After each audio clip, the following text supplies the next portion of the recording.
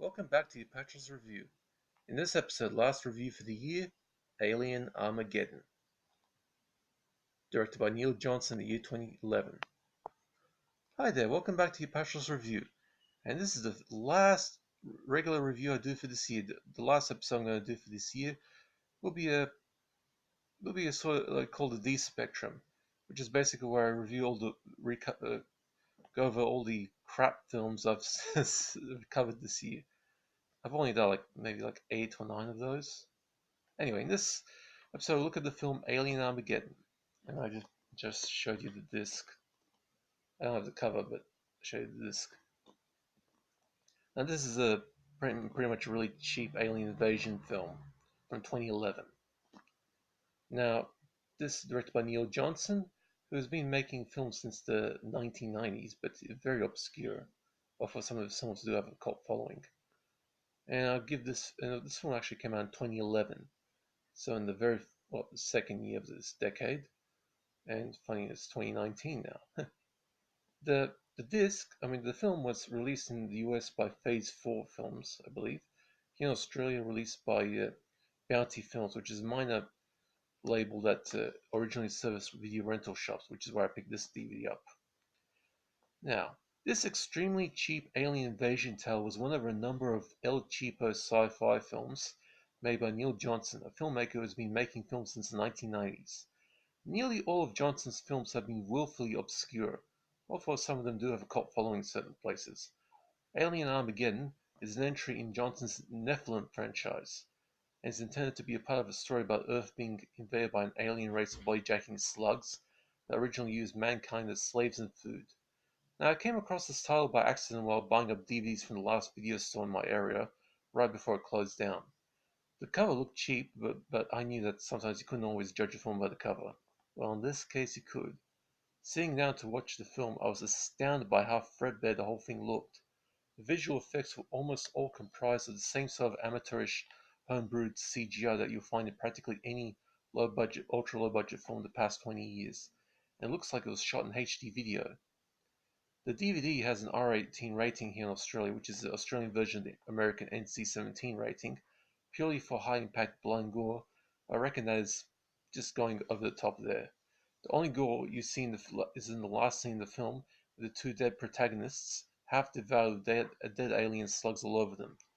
The rest of the gore is of extremely cheap CGI blood spatter that is superimposed over someone's head when the story demands that the head explodes. Look, I know that not everyone can pull off an exploding head the same way that George Romero and David Cronenberg could in their heyday, but seriously, this kind of schlocky CGI effect is just plain irritating. It is telling that many of the cheap CGI in the film comes from public domain sources, including the atomic explosions that come right at the end of the alien invasion. Well, to be honest, those mushroom clouds look okay enough, but the rest of the CGI is just mediocre. I really miss the days of practical effects driven films. As for the story, it ain't much to write home about. An alien race of body-jacking slugs calling themselves the Nephilim invade Earth on their oversized space cruisers and nuke much of the planet. Now, while some areas do have survivors who muster up the numbers to form resistance groups to fight the invaders, Los Angeles has been chosen as the Nephilim Empire's home base, with a massive containment wall built around the city, and the aliens in their human hosts subjugate the humans trapped within for forced labor.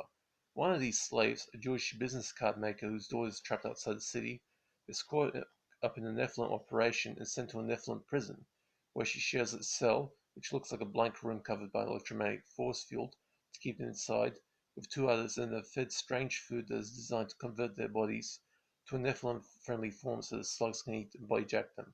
But when the female Nephilim's host decides to betray her kind and help the human race by engineering a bioweapon that is lethal to the slugs but doesn't harm humans, an escape attempt is underway, and the host, the female prisoner, and a mysterious cowboy travel to the areas outside the boundary wall where they plan to put their plan into motion to wipe out Nephilim for good. As far as alien invasion tales go, Alien Armageddon is pretty thin on the ground, and as I've already mentioned, it uses a variety of cheap public domain CGI and very cheap practical props of VFX side of things. As for the practical stuff, the Nephilim troopers' bodysuits and helmets look pretty okay, more like maybe $2 stormtrooper costumes or something. Some of the body armor looks like those animal carriage boxes. And like I said, the helmet they look okay enough, some unintended laughter out of the exercise, but the weapons of all plastic props have been seen combat in many other really cheap sci-fi flicks, including quite a few Asylum mockbusters.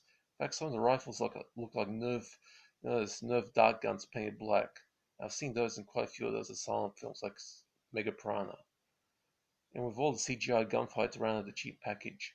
The majority of the film takes place inside the heroine's cell, where various people eat, shit, sleep, ralph, and fight the time away.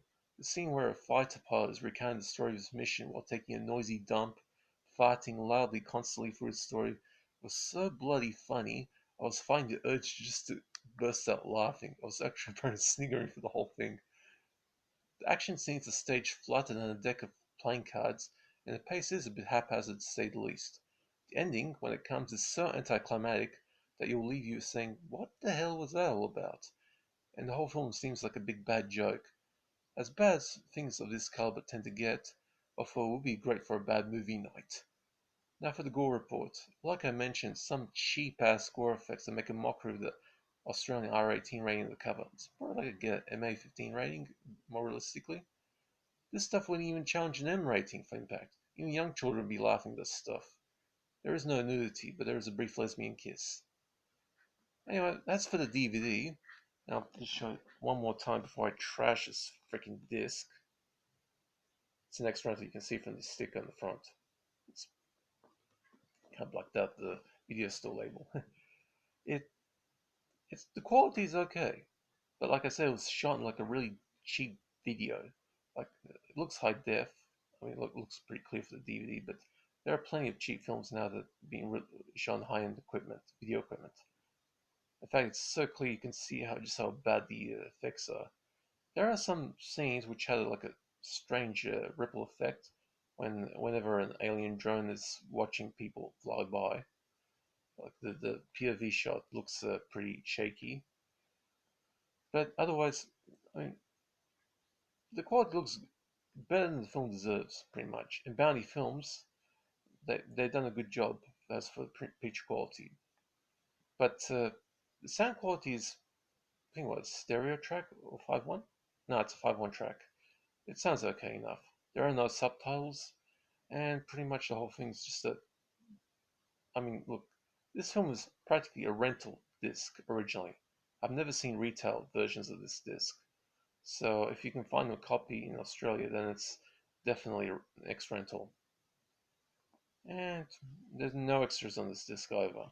Oh, and by the way, Christopher Lee, in one of his last roles, actually narrates the beginning and end of the film. How's that for a shocker? Anyway, that's it for this review. This is the last regular episode for the year. Next year I'll start fresh. It'll be a pretty interesting year to come, a whole new decade. And by the way, I recorded this video right on Boxing Day. And yeah, that's about it. Now, the very last episode of this series, I mean this season, this year, will be the D Spectrum. And when it comes up, it's going to take me a few days to write the script for it, but when it comes, you'll see it. Now, that's it for this review.